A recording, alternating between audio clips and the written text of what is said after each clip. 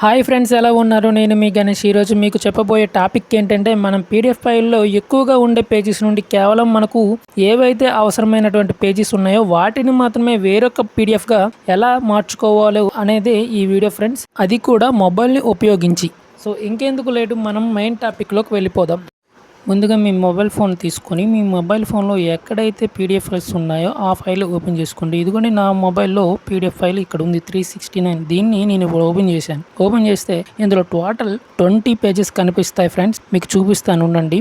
ఇదిగోండి ఫ్రెండ్స్, 1/20 అని ఉన్నాయి, అంటే 20 పేజెస్, టోటల్ పేజెస్ 20 అనమాట. సో ఇందులో 3 పేజీలు మాత్రమే ఒక పీడిఎఫ్గా కన్వర్ట్ చేసి చూపిద్దాం, ఓకేనా? సో దీనికోసం మనం ఏం చేయాలంటే, ముందుగా ఈ పీడిఎఫ్లో పైకి స్క్రోల్ చేస్తే ఇక్కడ 3 డాట్స్ కనిపిస్తున్నాయి.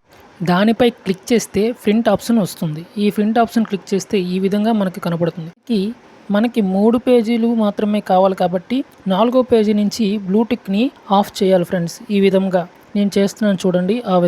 ఈ విధంగా అన్ని పేజీలు 20 పేజీలు లాస్ట్ వరకు కూడా చేయాలి ఫ్రెండ్స్. నేను చేసిన వీడియో మీకు ఏ విధంగా ఉపయోగపడినట్లయితే నా ఛానల్ని సబ్స్క్రైబ్ చేసుకోండి. నేను చేసిన వీడియో మీకు నచ్చినట్లయితే లైక్ చేయండి, నచ్చకపోతే కామెంట్లో ఏదో ఒకటి రాయండి. సో ఈ విధంగా చేసిన తర్వాత ఇక్కడ సేవ్ అని కొట్టాలి ఫ్రెండ్స్. సేవ్ అని కొట్టిన తర్వాత మనకి ఈ విధంగా కనిపిస్తుంది. ఇప్పుడు దీన్ని మనకు నచ్చినట్టు మనం పేరు మార్చుకోవచ్చు. నేనైతే 3P అని పెడుతున్నాను, ఎందుకంటే 3 పేజీలు చేశాను కాబట్టి.